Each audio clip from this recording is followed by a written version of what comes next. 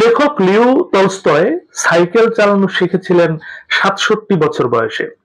শিল্পী Pablo Picasso বিয়ে করেছিলেন ৭৬ বছর বয়সে।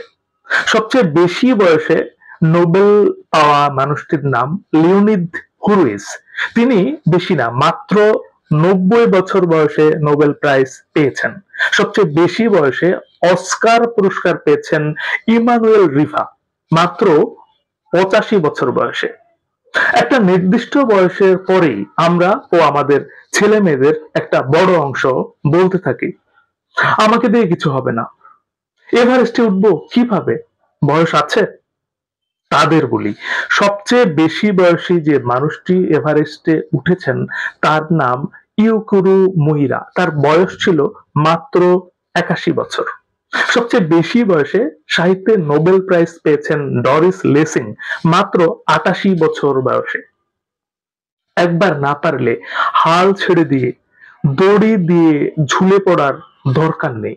দড়ি দিয়ে ঝুলে পড়ার আগে আমাদের আফসোস হওয়া উচিত, কি করিনি, কোথায় কোথায় যায়নি।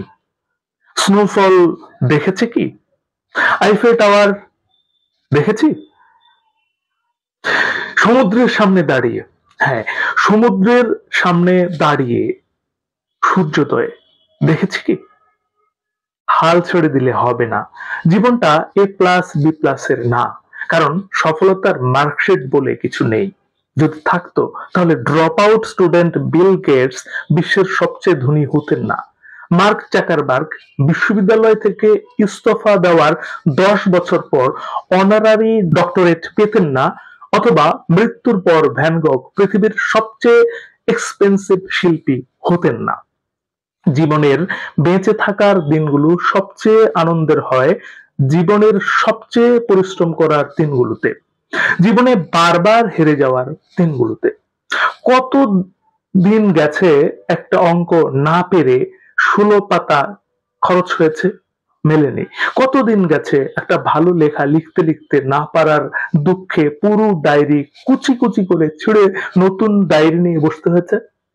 আসলে জীবনটা রেস নয়, জীবনটা জার্নি। জীবনের সবচেয়ে আনন্দ থাকে জীবনে হাল ছেড়ে না দেয়ায়। আর যাই হোক, জীবনের শেষ দিন পর্যন্ত লেগে থাকার মজাটা কিন্তু জীবন শেষ হয়ে গেলে পাওয়া যাবে না। পাওয়া যাবে কি? ভাববেন।